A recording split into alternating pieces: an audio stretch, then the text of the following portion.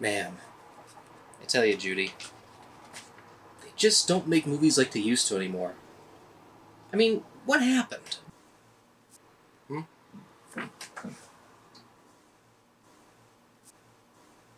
Oh yeah, internet happened.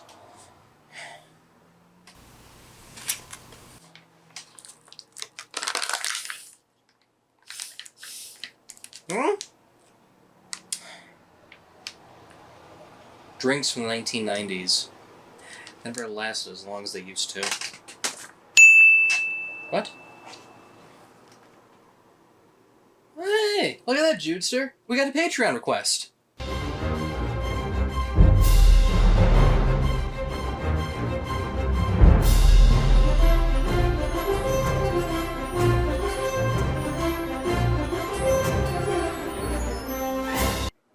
For those unaware, as of recent, I decided to remove the one-time request use and do endless requests.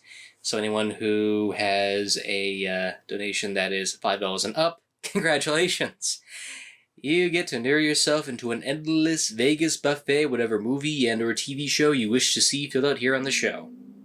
Apparently this one had an extra free ticket, so he's getting his due as it is.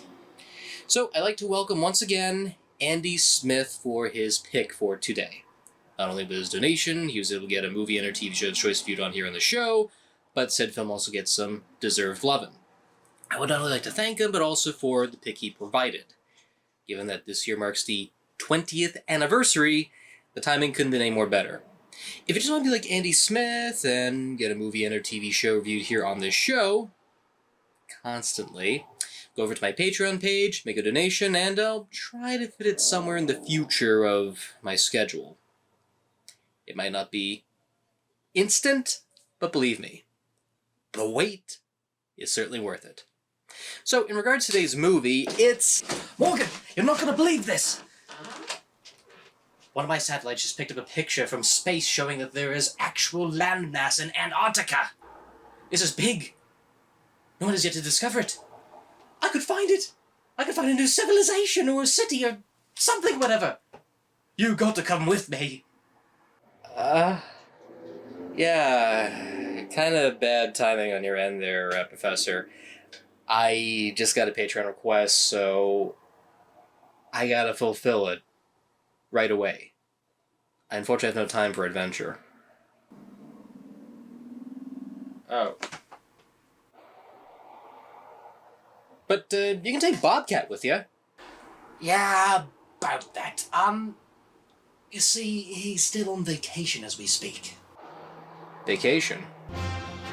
Around the world in a day, and sleeps at skyscrapers at night. Electro Man is there to make things... bright.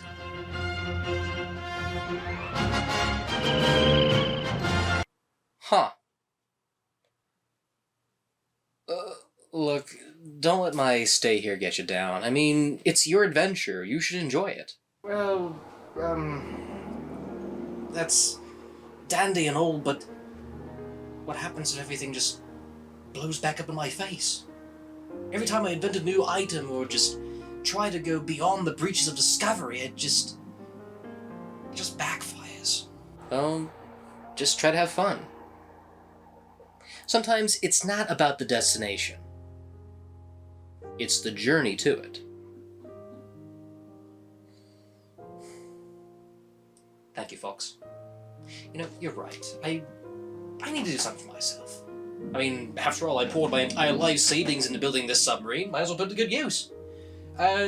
Enjoy whatever you're doing, and I'll try and bring back a souvenir if I can. Later. Good luck! Life savings?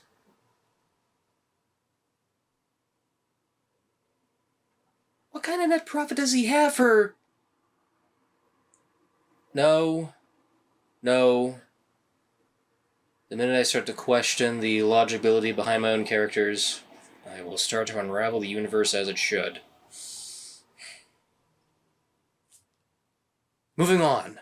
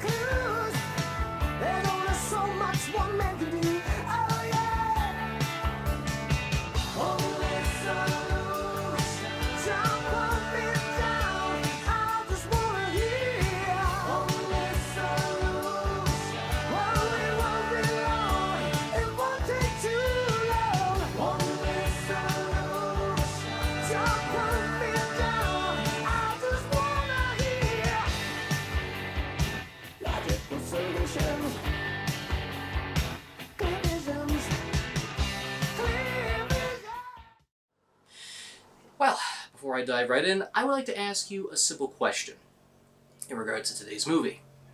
What comes to mind when I say the word, or words, Walt Disney Studios? Just think about it and then say it out loud. Okay. I bet you for a slight millisecond you said one of the following.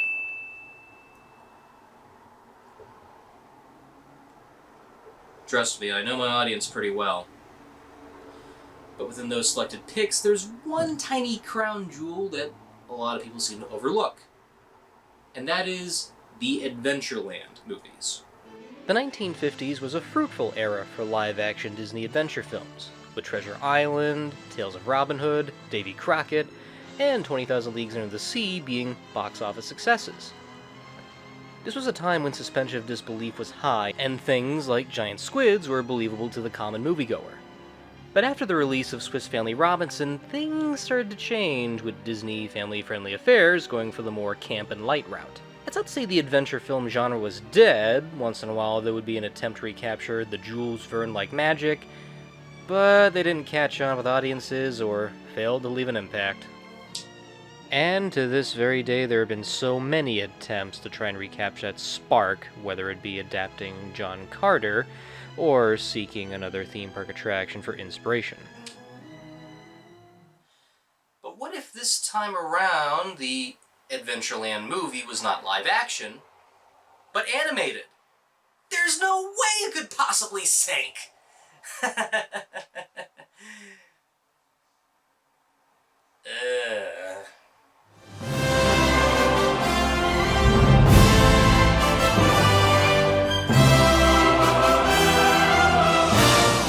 A few months after The Hunchback of Notre Dame's release, directors Gary Tisdale and Kirk Wise met up with Disney animated producer Don Hahn and screenwriter Tab Murphy at a Mexican restaurant to talk about the next movie.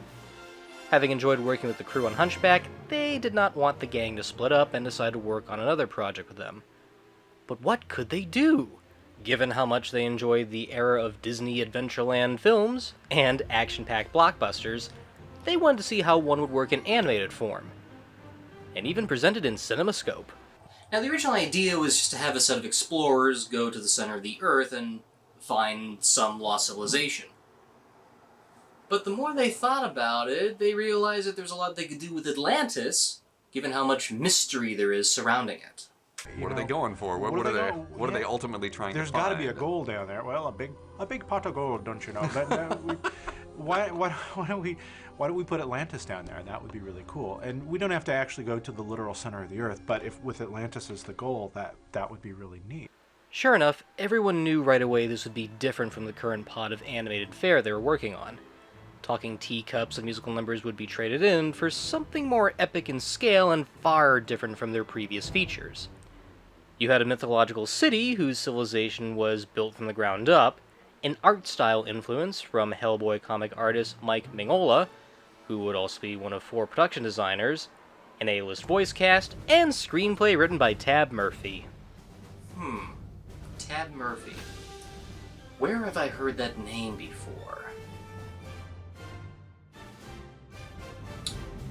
That's nice, but how about something a little outside the realm of Disney?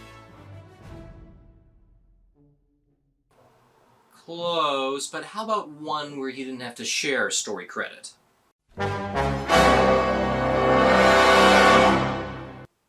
No. He wrote that cult classic?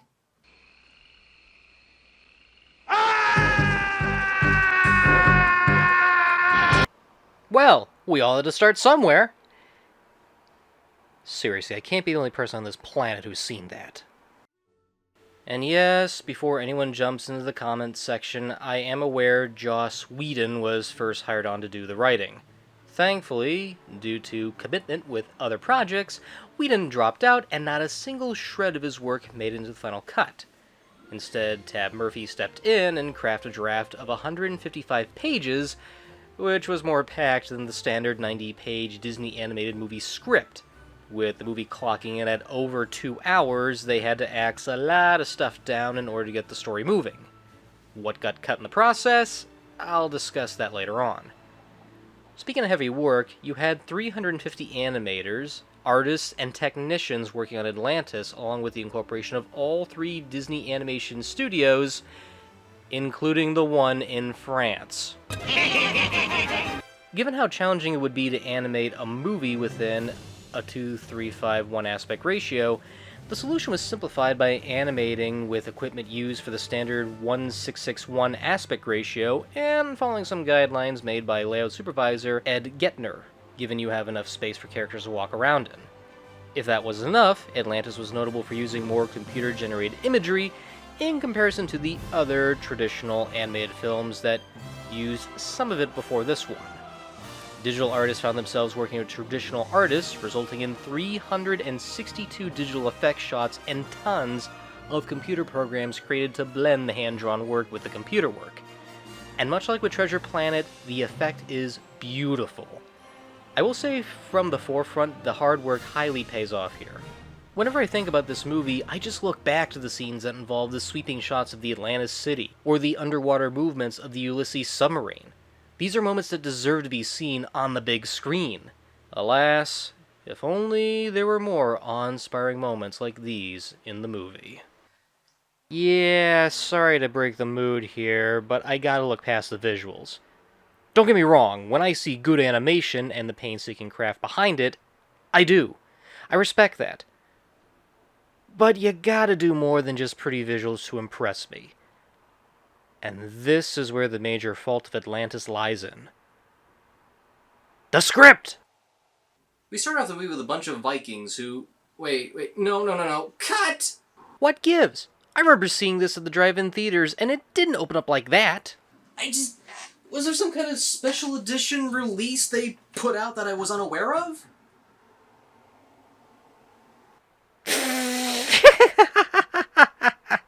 Oh, man.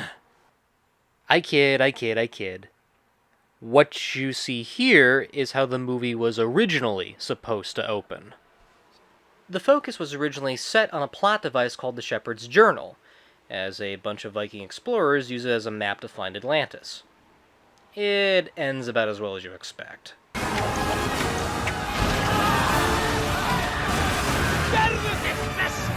My worst, eh? Smithers? After a preview screening with the crew, story supervisor John Sanford felt there was no emotional connection with the Atlanteans, given we wouldn't see them until about 40 minutes into the movie. Despite the Viking opening being the first thing completed in production, it was scrapped in favor of starting with the sinking of Atlantis. The only linking Easter egg element that remains in the final cut is a Viking shield that would have been connected to the deleted opening. Pause for effect. Now, as cool as the original opening was, it was kind of right to change the prologue in hindsight. You get to see Atlantis in advance, it sets up the king and his daughter Kida, and it still opens the movie up with an attention-grabbing bang. It provides you a better idea of the type of movie you're about to watch. Though, fun childhood story. When I was seeing this at the drive-in theaters for the first time, the car radio turned off during the beginning. In the scramble of trying to find the right radio station where the audio for the movie was playing, we accidentally changed it to another radio station. So for a mere few seconds, we got this instead.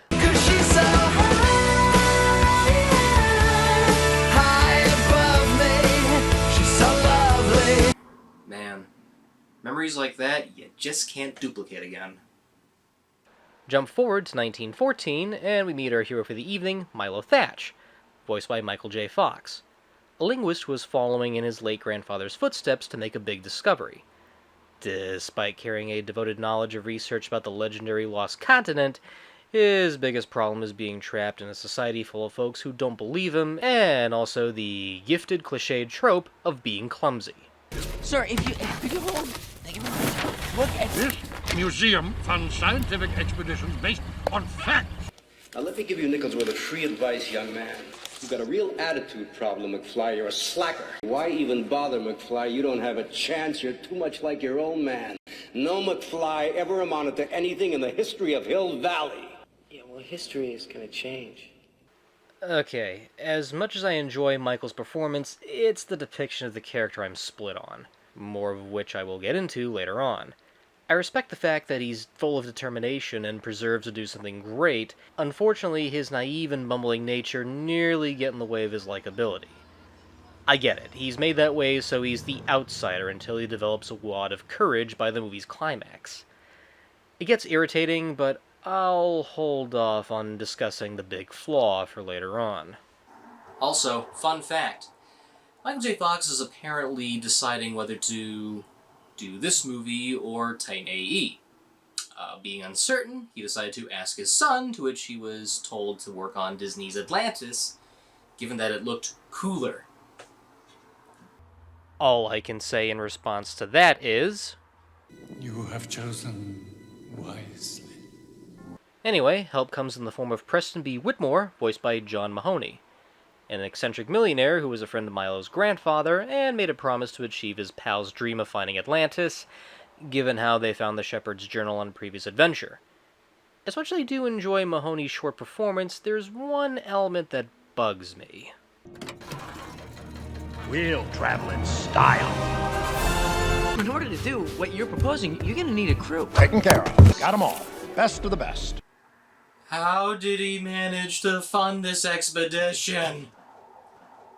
I mean, okay, one has to put suspension of disbelief aside, but there has to be some logical answer for this. You either gotta be an insane conglomerate or work for a special branch of military government to get submarine and equipment this highly detailed for a 1910 setting. And if any sense of this was accurate, we can truly blame Whitmore for the 1929 stock market crash. But adventure movies are not about logic, and granted, some had the will to channel scientific fact to make the high concept believable. So let's put science aside and just focus on the characters. Milo is placed to work with the expedition crew, given how he's the only one who can transcribe the journal's pages. And for the most part, I actually enjoy the expedition crew more than Milo. They have more character depth, quotable lines, and deeply detailed backstories. If anything, the movie is far more interesting given the amount of history and weight they give to these people. Don Novello voices a demolition expert named Vinny, and he's worth seeing the movie just for him alone. Novello's dry performance combined with the character's personality makes for some notable moments. And to learn about the fact that most of his material was all improvised is more fascinating. Granted, he would read the written lines once, but the later takes would be mostly ad-libbed. In fact, all of the material they use was from Novello's ad-libs. Given this character is written to be resource and demolition, you'd think they would give him a more manic personality. Yet Novello's laid-back take on the character offsets the destructive nature, given how you wouldn't expect a voice to fit this kind of character. What else have you got in there? Oh, gunpowder, nitroglycerin, notepads, fuses, wicks, glue, and paper clips, big ones. Hey, look, I made a bridge. It only took me like, 10 seconds? 11 tops. Anyway, I guess there was this leak next door of a gas or what. Boom! No more Chinese laundry. Hey, Milo, you got something sporty? You know, like a tuna? Also well developed is Dr. Joshua Sweet, voiced by Phil Morris, a medic of the crew who doesn't have much of a middle ground. If he was happy, he would get really happy. If he saw him, he would be really deep. And to boot, Sweet is one of the first Disney animated characters to be African American. I'm not going to argue it or do deep research for the sake of time, but I'm just going to say this is most likely the first authentic representation of a Disney animated black character that doesn't rely on ethnic stereotyping. And I really enjoyed him as a kid, and even today as an adult. I like how he doesn't hold back being social with the crew and is just hands down a nice guy. And when his moral value kicks in, he really does start to question the ramifications of his or the crew's actions. There's also Jacqueline Obradors as Audrey, a teenage mechanic who is tough, but nice despite the sarcasm. Just the idea of a scrappy teenager in charge of a boiler room and machinery is a nice twist.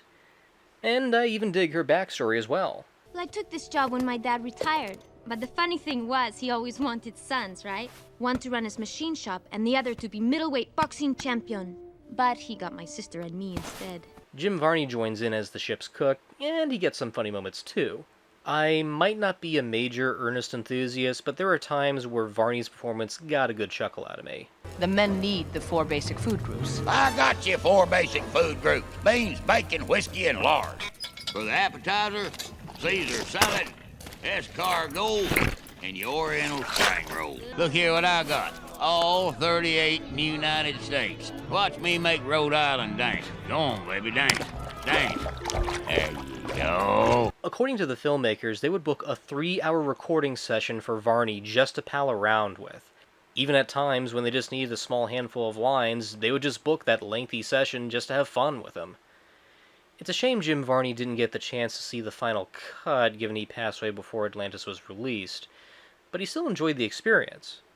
And from what he saw of his character, he loved what they did. Corey Burton even gets some memorable moments as the French geologist Molière, a scientist too deep into his interest of digging, very much to the point he seems he would rather live in dirt.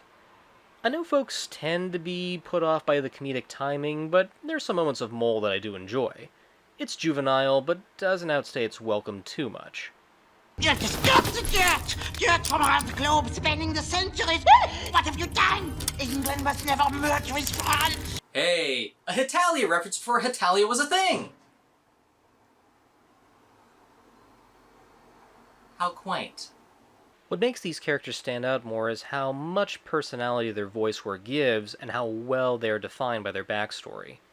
Even Florence Stanley's small role as an elderly radio operator is memorable too. A testament to how a well-written small role can stand out thanks to a good voice performance. That, and for the longest time in my life, I never thought that was Grandma Ethel from Dinosaurs. It just never clicked somehow. Guess again, fat boy! And yeah, there's other parts of the ensemble as well, but I'll save that for later.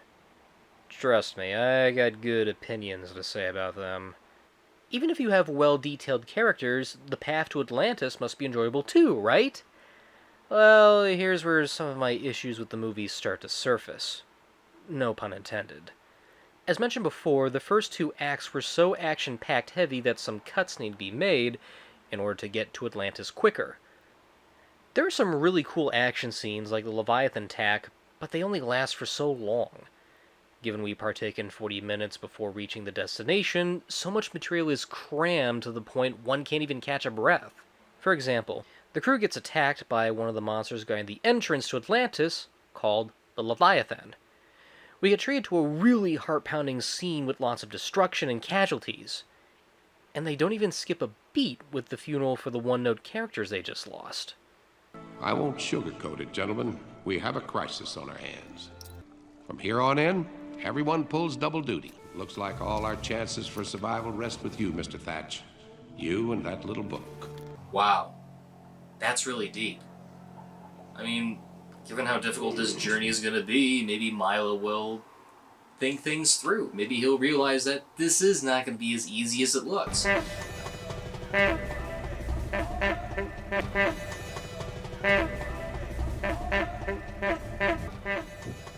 Not even a split second, and he's marveling over a car horn.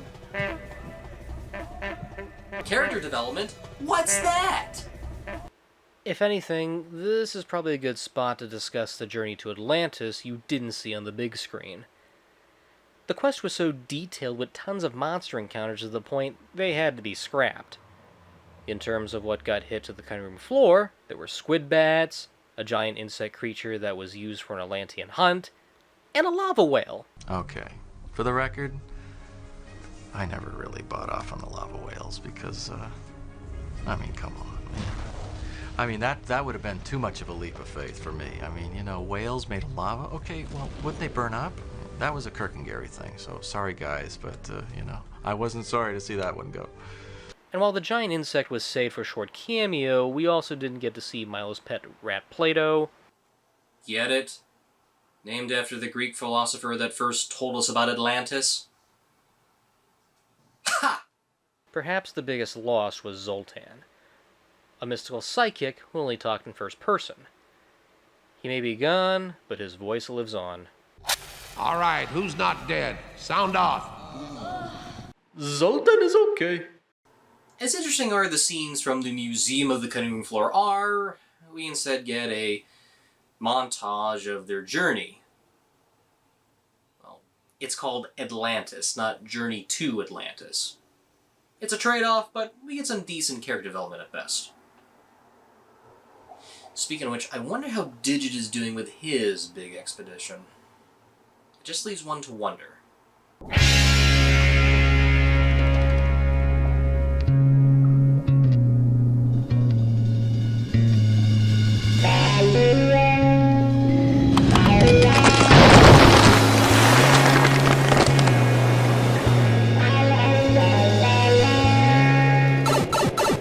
There we are.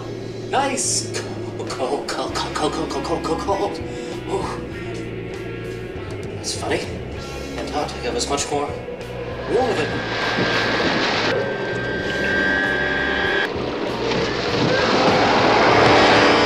Here comes the other one. Are those Vikings fighting off a bunch of killer free willies? Ow! I put the coordinates in backwards. Ugh. So problematic. I can just go back down and with the. Nice seal. Nice seal. Unruly Bumblebee, turn on me, but would you consider an IOU?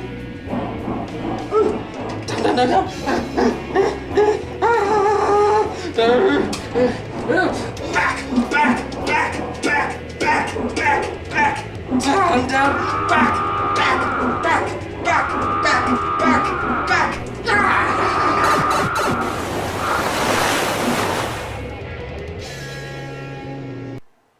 Wherever he is, he knows how to get in a situation like that. Anyway, who wants commercial? You do! Welcome to McDonald's. May I take your order? Excuse me? I speak Atlantean. Toke. Subok Gimgasha Kaimel. Disney's Atlantis, The Lost Empire, has arrived at McDonald's, and so have the fresh eggs Benedict McMuffin and delicious deli-style hot ham and cheese sandwich. So discover our always-changing new taste menu and see Disney's new animated adventure. Whoa, cool SUV. Hey, thanks. What's an SUV?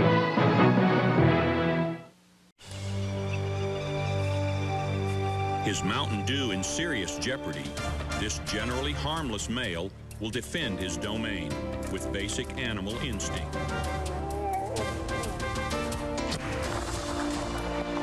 A fierce battle rages. Yet in the end, to the victor go the spoils. Hey man, how you feeling?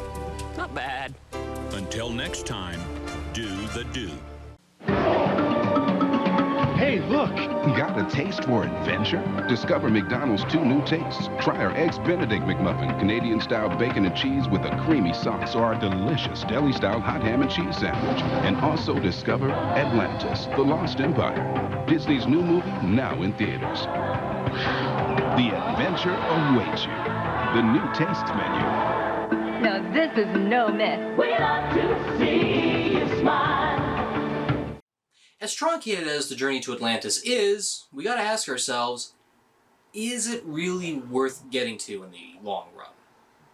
Is there truly a payoff to this long, winding, enduring journey? The answer is yes, but not without flaw. Most depictions of Atlantis have been modeled after Greek mythology, with Plato's depiction as the base. In Plato's view, Atlantis was an overly governed continent that ended up being sent to the depths of the sea. Because there was no actual evidence, it has led to countless ideas and theories about what Atlantis could have been.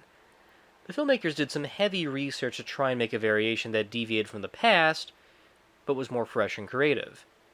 And while visually their Atlantis fits Plato's depiction, the culture itself would be modeled more after Edgar Cayce's ideas, which had Atlantis use crystals for power. So, instead of going by Plato's depiction of Atlantis, which is more along the lines of this.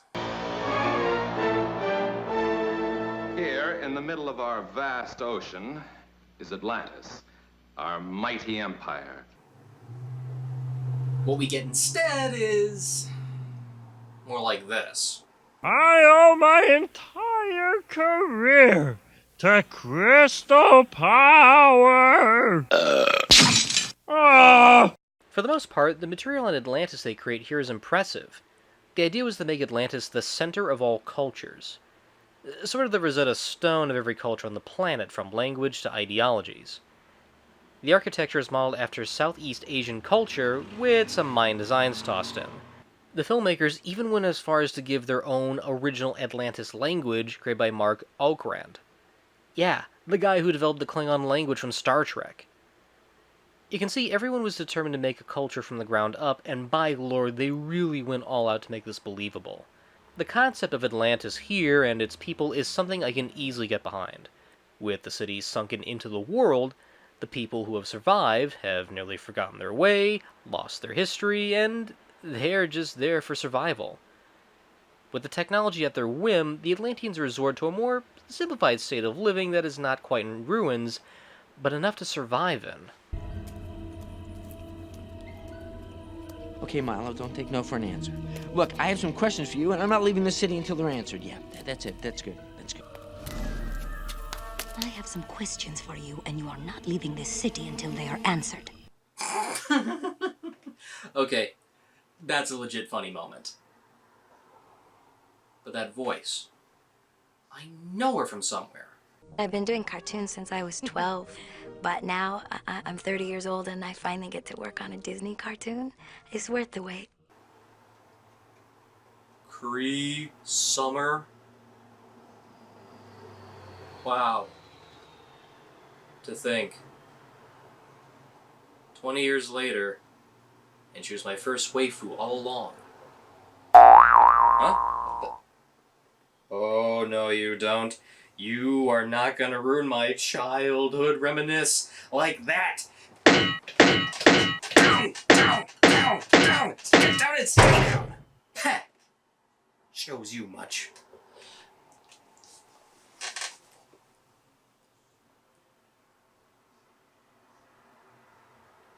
If only I knew what it was like on the other side of the mirror, it would be like this. Joking aside, anyway, Kida is one of the best elements to come out of this movie. She is not only the first Disney princess who is not Caucasian, Ha! In your face, Tiana. but also the first lady to become a queen by the end. Suck it, Elsa. Suck it, suck it, suck it, suck it, suck it, suck it, suck it. She is badass, knows how to fight, and tries to understand the Atlantis culture. It doesn't just come from the character animation, but Cree Summer's performance. Heck, up until reviewing this movie, I was unaware Cree Summer was the voice behind her. And given the lineup of Disney princesses that the head bosses deem officio, I'm kind of bummed to see Kita's not included. But you could say the same about some of the others. Still, memorable character nonetheless. And of course, I have to give special mention to Leonard Nimoy as the King of Atlantis. It's a very small role given how little screen time he has. Yet Nimoy does leave an interesting impact given how sympathetic he plays the role up. He's not a ruler bent on destruction or even acts malicious. He's just hurt from the bad decisions he made that led to Atlantis sinking below the sea. In doing so, he's become as frail as the kingdom has become. Now that's actually pretty clever. Oh, so far, everything's good. I mean, it's not great, but it's decent at best. The only thing missing is a good villain. Milo Thatch. Pleasure to meet the grandson of old Thaddeus. See, you got that journal. Nice pictures, but I prefer a good Western myself. And this is where the major problem of the movie comes in. For me, at least. James Garner voices Commander Lyle Roke, the leader of the Atlantis expedition. Before Disney twist villains were a common trope, we had this, and honestly, there was no surprise to it. Seriously, right by the first sight, you know this is your villain by his mannerisms and how he interacts with Milo. It is predictable, and there is no genuine shock to it. And yeah, they do the same thing with Lieutenant Helga Sinclair, but Roke is more of the moving cog here. Okay, Regardless, maybe Roke has a strong motivation. All villains have a big motivation. And here it's just to grab the power source of Atlantis and to sell it off. Yep, some greedy moron that seeks to engulf and devour.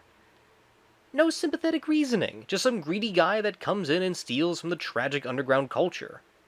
How boring. And sure, Ratcliffe from Pocahontas was hell-bent on finding gold in the New World for fame and fortune, but all explorers of that time period were seeking to go down in the history books. I'm especially looking at you, Mr. Columbus. Falcon Punch! If that wasn't enough, they don't really quite do anything that creative with the character, outside of turning him into Jack Torrance by the end of the movie. Here's Maverick! Oh, and we get that lame twist where everyone else is in on the plan to steal the heart of Atlantis. Guys, you're still going to be paid by the government for discovering a lost city. I know your deeds will be kept secret, but you'll be coming back with treasure and artifacts anyway. It also doesn't help this was Milo's plan from the start. Gentlemen, I propose that we find Atlantis, find that power source, and bring it back to the surface. But then he learns it'd be wrong to take away the power source of Atlantis because everyone in the entire culture would die. Oh, and gotta love how Milo tries to stop the evil commander right when Roke is trying to get the heart after learning how wrong this was. And he doesn't address this once. No. More than once. You think it's some kind of a diamond. I thought it was some kind of a battery, but we're both wrong. It's their life force. Rourke, for the last time, you've got to listen to me. You don't have the slightest idea what this power is capable of. I don't know how to explain it. It's their deity. It's their power source. What's that? I think it's the sound of no one caring. If anything, I am not going to blame the people who created this world. If you want to have a good journey, there needs to be a good story to go with it. 20,000 Leagues had Captain Nemo's captive scientists trying to seek if their host has a heart. Swiss Family Robinson had our leads trying to rebuild their home on an island. And the island at the top of the world had a scientist funding an expedition to get his children out of the hands of a lost Viking civilization. Or was that the plot to Jurassic Park 3? Anyway, if you're gonna do a grand adventure movie, you gotta make it grand and epic. Or, if not, just make it fun. And while I do respect Tab Murphy and his creative writing, I gotta address the major fault between trying to find the right balance in making a serious, grand adventure flick and one that is safe for all ages. There is a constant battle between comedy and a serious nature, moments where the comedy does work, and times when it's clearly trying to appeal to the younger audience, times when the animation can create amazing imagery, and times when it's there for a short comedic beat. But there are ways to be serious without pandering easily to the younger audience. Take this moment from 20,000 Leagues when Captain Nemo mentions the type of food he eats. Food is delicious, isn't it, Professor? These dishes come entirely from my ocean kitchen. There is nothing here of the earth. This tastes like veal. That is fillet of sea snake. I suppose this isn't lamb, then. That is brisket of blowfish with sea squirt dressing, basted in barnacles. Pass the cream, mate, huh? The cream is, of course, milk from the giant sperm whale. I ain't sure it's pudding. What is it? It's my own recipe. Sauté of unborn octopus. It's played serious, but has a comedic punch that works. And even though there are moments like that here too, they're not played up straight unless there is some cool imagery to go with it. Alas, this was a common criticism that Atlantis, the Lost Empire had to face against critics when it was released in the summer of 2001. While the story had enough appeal for older audiences, it didn't have that mature punch that Raiders of the Lost Ark had. With a budget somewhere close to $100 million, Atlantis only took in $84 million domestically. And granted, it would do better overseas, but not enough to cover the cost. And if that wasn't bad enough, it had to face rival competition from DreamWorks Shrek and Tomb Raider. And you can kind of guess what happened between that battle. Me too! Sandwich! It also doesn't help that some viewers noted similarities to a 1990 Japanese animated series called Nadia, the Secret of Blue Water, right down to its character design, setting, and story. Even though some of the creators tried to get the National Television Network of Japan to sue, they felt it was best not to. I mean, you can say the same by how Atlantis is more in comparison to Stargate, but the more I think about it, Star Fox Adventures does share some similarities to Disney's Atlantis. Seriously, am I the only one who feels the Krazola spirits look similar to the stone giants? As a result of the movie's failure, Disney decided to scrap all future plans to take Atlantis and turn into a potential franchise.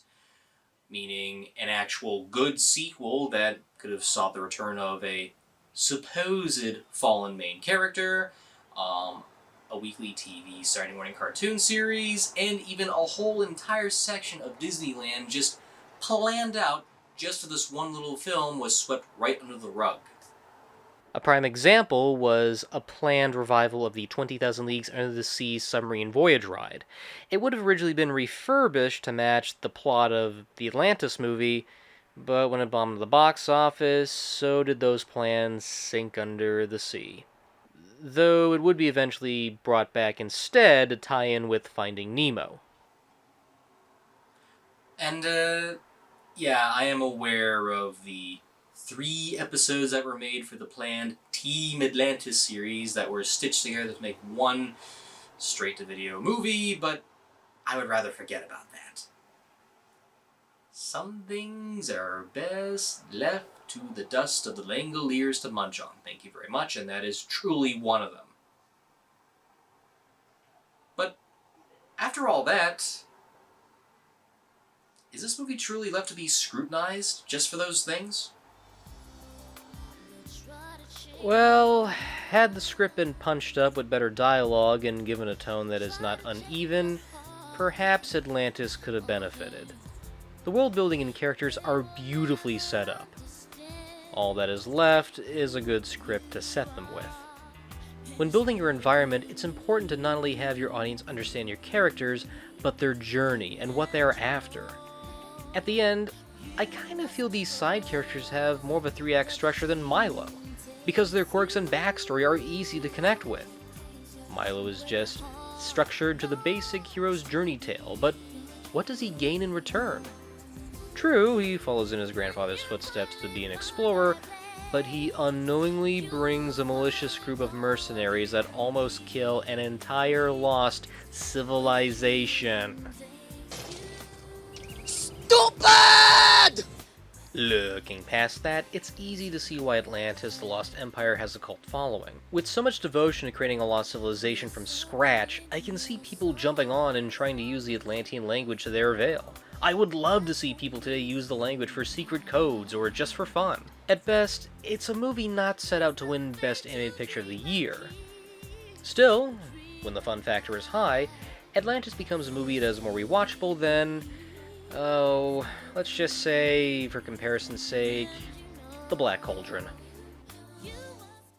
Recommending Atlantis is tough because there are good things that are worth checking out for, but at the same time, there are some things that will definitely be annoying and irritating unto some viewers. My only best recommendation is for those who are new to Atlantis Lost Empire is to rent it. It's not 100% perfect, but it's a solid 90-minute popcorn adventure flick at best, albeit animated. But to those who really love this movie and are die-hard enthusiasts, I highly recommend you to actually buy the Blu-ray. Not just for the movie, but the bonus features as well. In a rare move, about 90% of the original bonus features from the special 2-disc edition DVD have been ported over. The only major nixed elements are some photo galleries and the visual commentary which shows extra material. Even then, the biggest draw is the 2-hour making of Atlantis documentary which shows just how much effort and heart was poured into this movie. Even when a feature film is not 100% perfect, at least it's good to know there was a lot of care placed into creating it. Someday its popularity will resurface. But until then, It all depends on those who are willing to rediscover Atlantis.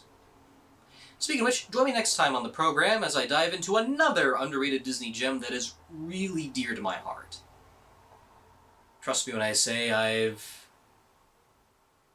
been looking forward to reviewing this one for quite some time, and just like today's movie, this deserves some good lovin' too. Until then, see you on the next upload.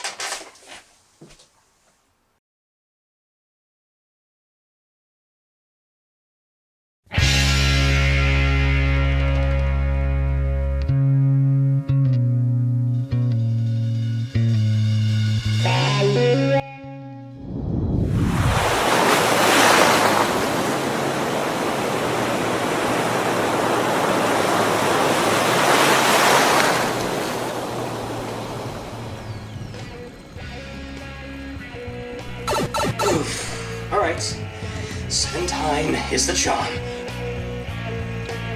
This is more like it. Nice, sunny beaches.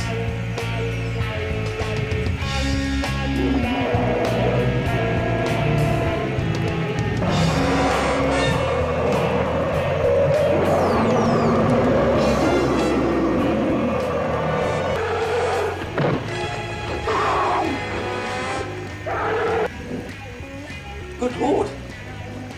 I found an island before the time when dinosaurs were sent off to zoos. This is incredible. In the discovery of this place, I shall name it after the land that time remembered.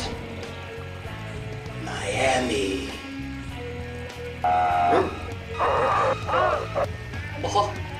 Oh, hello there, Mr. Pterodactyl. You seem pretty hungry, don't you? Oh, please be good. You have no idea what I had to go through in order to get here. I had to fight a giant seal, a killer sloth, and an elephant with 2 tusks. No!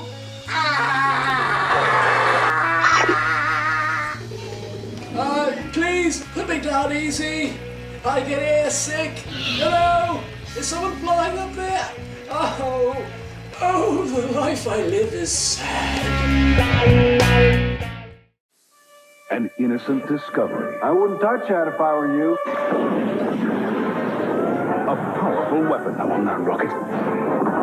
A deadly conspiracy. They're working for a Nazi agent. An extraordinary adventure. Jenny's in trouble. We've got the girl. Here it comes. The rocket will come to us. Oh, we're gonna get one back again. The Rocketeer, rated PG. National sneak preview this Saturday night.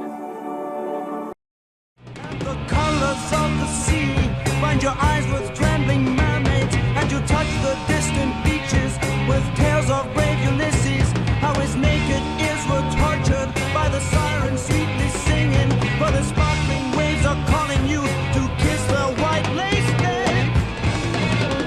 And you see a girl's brown body dancing through the turquoise, and her footprints make you follow where the sky loves the sea. And when your fingers find her, she drowns you in her body, carving deep blue ripples in the tissues of your mind.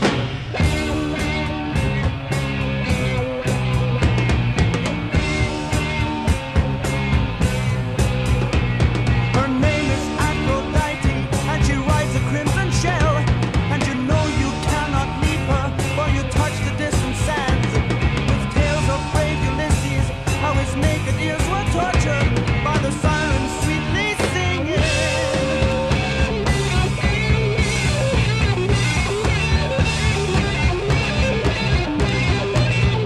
Tiny purple fishes run laughing through your fingers, and you want to take her with you to the heartland of the winter. Cut.